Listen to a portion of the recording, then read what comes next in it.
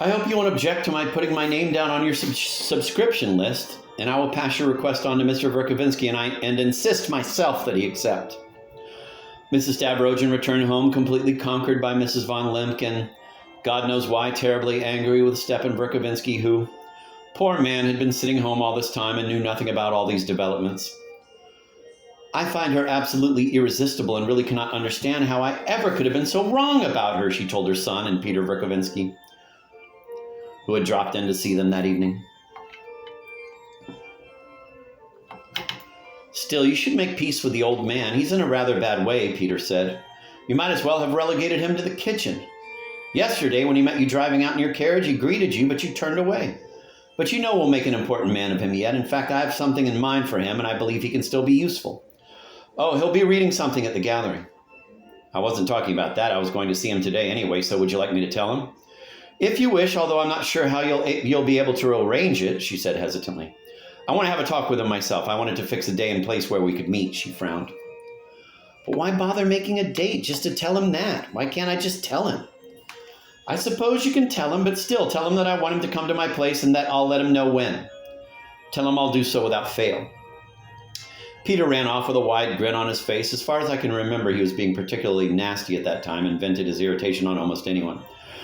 Curiously enough, people forgave him for it. In general, everyone seemed to feel that he should be regarded in a special way. I must note here that he was very angry about Stavrogin's duel. It had taken him completely by surprise, and he had turned very green when he first heard about it. Perhaps it was mostly a blow to his vanity. He heard about it only on the following day when everyone else already knew about it. But you had no right to fight that duel, he whispered to Stavrogin when he came across him in the club on the 5th day after it had occurred. Remarkably enough, that was the first time the two had met in those 5 days, despite the fact that Peter had been paying almost daily visits to Mrs. Stavrogin. Stavrogin passed by him without stopping, looking at him absently as if he had no idea what Peter was talking about. He was making his way across the large ballroom toward the bar. And then you went to see Shatov, too, and you intend to make your marriage with Maria Lebyek in public? Peter whispered, hurrying after Stavrogin and unthinkingly grasping his shoulder. Suddenly, Stavrogin shook off his hand and turned on him with a threatening frown. Peter stared at him, his lips stretching into a strange, long, thin smile. Stavrogin walked on. Peter went straight from Mrs. Stavrogin's to his father's, impatient to vent his spite on the old man. He wanted to get even with him for an offense of which I had no idea at the time. During their last meeting, namely on Thursday of the previous week, Mr. Verkovensky had chased Peter out of his house with a stick after an argument that he himself had initiated. Mr. Verkovensky had concealed the fact from me at the time, but now as Peter rushed into the room with his usual arrogant grin, his eyes darting around all the corners with such unpleasant inquisitiveness, Mr. Verkovensky motioned to me unobtrusively not to leave. So I had the opportunity to witness this meeting from beginning to end, and I found out how they really felt toward each other.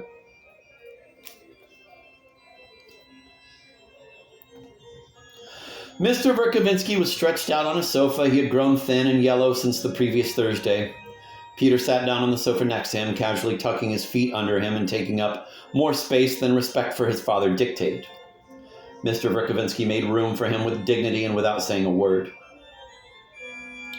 An open book lay on the table. It was Chernyshevsky's novel, What Is to Be Done. Alas, I must here admit a strange small weakness of my friend's. The notion that he must come out of his retirement to offer a final battle. It was getting hold of him more and more. I gathered that he was studying this novel so that in the event of a future class with the, quote, squealing demons, end of quote, as he called them, he would know their tricks and arguments in advance straight from their own textbook, and so be able to thwart and refute them before her. Oh, what torments that book caused him. At times he couldn't stand it any longer, threw it aside, and paced the room almost in a frenzy. I admit that Chernyshevsky's fundamental idea is right, he told me once breathlessly.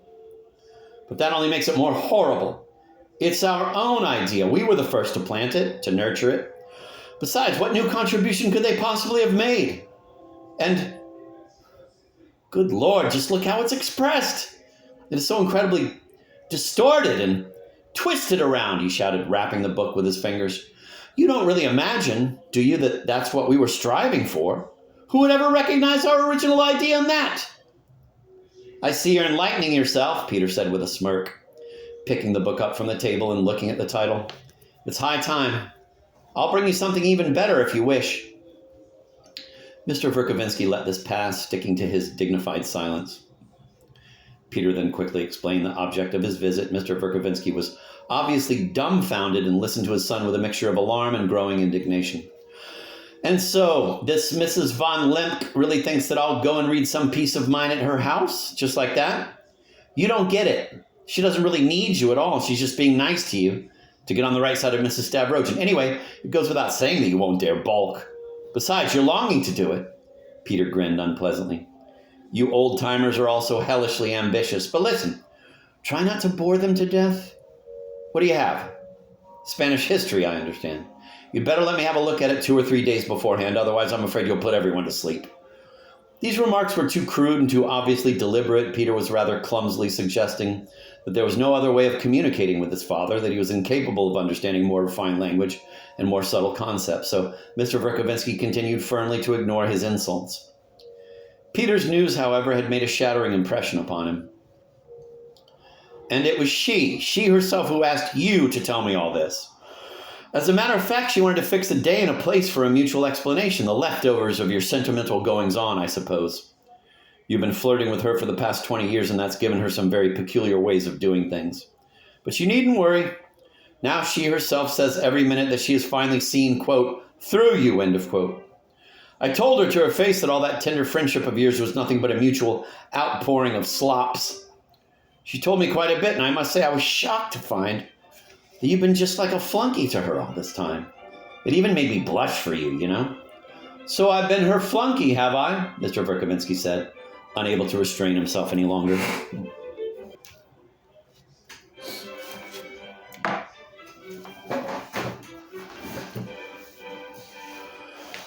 Worse than that, you've been a hanger-on. That is a voluntary flunky. You were too lazy to work, but you were fond of money. Well, all that has dawned on her at last. You should hear the terrible things she says about you now. Ah, those letters she wrote her really made me laugh, although I was also disgusted and ashamed. It's incredible how perverted you are. There's something so corrupting and begging, and you're a striking example of it. So she showed you my letters. All of them, but how can I possibly read them all? Burr, what a lot of paper you've wasted. I'd say there are about 2,000 of those letters, and you know, old man, there was a moment when she was prepared to marry you. You were really stupid to miss the opportunity. I mean, from your point of view. For it would certainly have been better than being offered the chance to marry another man's sins as you are now, just because she's taken it into her head and because she can pay you for it. Pay me? She told me she was paying me? Mr. Verkovensky cried out in pain. What do you expect? I try to defend you, and money, after all, is the only excuse she can have. She understood very well that you, like everyone else, needed money, and that from that point of view, you were probably justified. I made it as clear to her as 2 × 2 is 4 that you were deriving mutual advantage from each other, she being a capitalist and you her resident sentimental jester. As a matter of fact, she doesn't even resent your doing all those things for money, although you did milk her like a cow. What she's angry about is that for 20 years you've hoodwinked her with your high-sounding pretenses, made her lie to people all that time. She, of course, will never admit that she lied. And she can be sure that she'll make you pay double for it. I wonder how you can have failed to see that one day you were bound to pay for it all. You weren't that stupid after all. Yesterday, I advised her to send you to the old people's home. Oh, don't worry, one for gentlefolk, of course, nothing that would hurt your feelings. As a matter of fact, I believe that's just what she'll do. Now, do you remember the last letter you sent me when I was in Karlov province 3 weeks ago? You didn't show her that, did you? Mr. Verkovensky cried, horrified. I certainly did. As a matter of fact, it was the first thing I did. That was the letter in which you informed me that she was exploiting you because she was jealous of your talent. It also contained that story about another man's sins. My, what sensitivity you have, old man. I almost split my sides laughing. By the way, your letters are incredibly boring and your style is atrocious. I often left them unread, and I believe I still have an unopened one somewhere. I'll send it to you tomorrow. But that last letter of yours was really perfect. Ah, you should have heard me laugh. You monster, you freak, Mr. Verkovensky shouted. Damn it all, it's impossible to talk to you. Tell me, are you offended again as you were last Thursday? Mr. Verkovensky drew himself up threateningly. How dare you talk to me like that? Like what?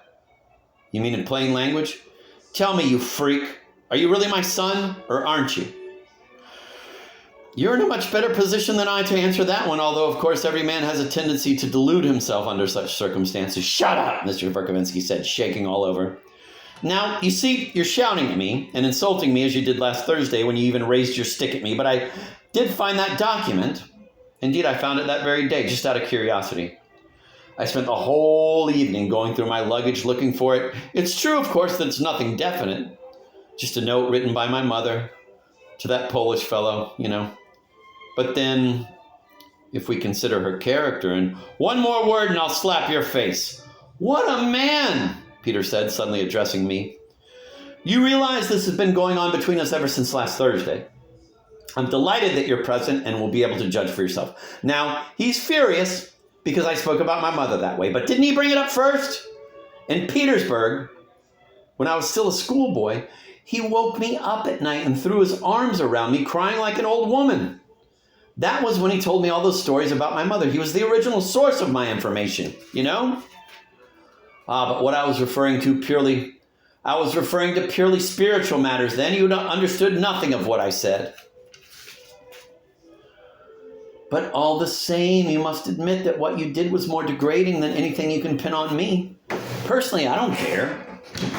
I'm thinking of how it must look to you. As far as I'm concerned, don't worry, I don't blame my mother. If it was the Pole, so it was the Pole. And if it was you, so it was you. It's not my fault that the two of you got into such a stupid mess in Berlin at that time. And from what I know of you, I can't imagine you're acting any more intelligently. You really are a ridiculous bunch, and I can't understand what difference it can make to you whether or not I'm your son. Listen. Peter turned to me again. He has never spent a ruble on me. He never set eyes on me until I was 16. And then he robbed me. And now he goes around shouting that his heart has been bleeding for me and puts on a show for my benefit? Like a comedian? I guess he forgets that I'm not Mrs. Stavrogin. He got up and took his hat. I curse you. I lay my father's curse upon you from now on, Mr. Verkovensky said, stretching his hand out toward his son. He was as pale as death. Oh, the inanities this man is liable to come out with, Peter cried, this time in genuine surprise. Well, the best of luck to you, Papa, for I don't expect to come to see you again. Let me have that literary piece of yours as soon as possible and try to fill it with less nonsense and more facts. Yes, facts, and more facts, and above all, keep it short. Goodbye now. Actually, Peter Verkovensky had certain plans in which he wanted to use his father. I believe he wanted to drive him to despair and then involve him in a certain scandal for special reasons that I shall discuss later. He was full of such schemes and calculations, most of them are really fantastic. And besides his father, he had, as it turned out, several other victims picked out. Among these, the one on whom he based his greatest hopes was none other than Governor von Lemke himself. Andrei Antonovich von Lemke belonged to that strong and favored tribe of a few 100,000 that in Russia forms a firmly knit alliance without perhaps realizing it themselves. It is not a planned, deliberately organized association, of course, but a spontaneous tribal union that needs no explicit agreements and is morally obligatory. Every member can count on the full support of any and all members of the tribe and owes the same to them, wherever and under whatever circumstances it is demanded. Andrei von Lemke had the honor of being educated in one of those Russian establishments to which the scions of the wealthier and better connected families are sent. Upon graduation from such establishments, students are almost immediately appointed to fairly important positions in government service. One of von Lemke's uncles was a mere lieutenant colonel in the Army Engineers. Another was a baker. But he had still managed to get into one of such select establishment and meet many members of the above-mentioned tribe there. He was a cheerful companion and a dull student and was generally liked by his schoolmates. When, in the higher classes, many of the young men, mostly Russians, had learned to discourse on the important problems of the day, Andrei von Lemke was still absorbed in innocent schoolboy pranks. He amused everyone with tricks that were none too clever, although sometimes they were rather cynical. But then, that was exactly what he had set out to do. Sometimes, when asked a question by the teacher, he blew his nose in such an outlandish way that the whole class, including the teacher, burst out laughing. In the dormitory, he posed in obscene tableaux vivants that were greeted by uproarious applause. He performed, and quite well at that. the overture from Fra Diavola using his nose as a musical instrument. He also distinguished himself by his deliberate slovenliness, which for some reason he considered very witty. During his senior year, he even started writing verse in Russian, because his knowledge of his own tribal German was highly ungrammatical, as was that of many members of the tribe in Russia. This partiality for versification drew von Lemke close to another gloomy, unhappy-looking classmate, the son of some poor general of Russian stock who, for some reason, was considered in the school as Russia's future literary glory. This fellow took a patronizing interest in him. But 3 years after leaving the school, the gloomy future luminary who had given up a government job to devote himself entirely to literature and as a result was going around with holes in his shoes and a ragged threadbare overcoat in the late fall, his teeth chattering with cold, by chance, ran into his former protege by Anichkin's Bridge. And what do you think? At first he didn't even recognize von Lemke. He stopped and gaped at him in amazement.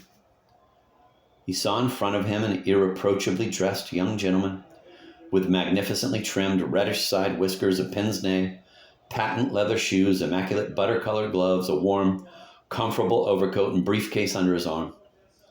Von Lemke was nice to his friend. He gave him his address and invited him to drop in on him, quote, one of these evenings.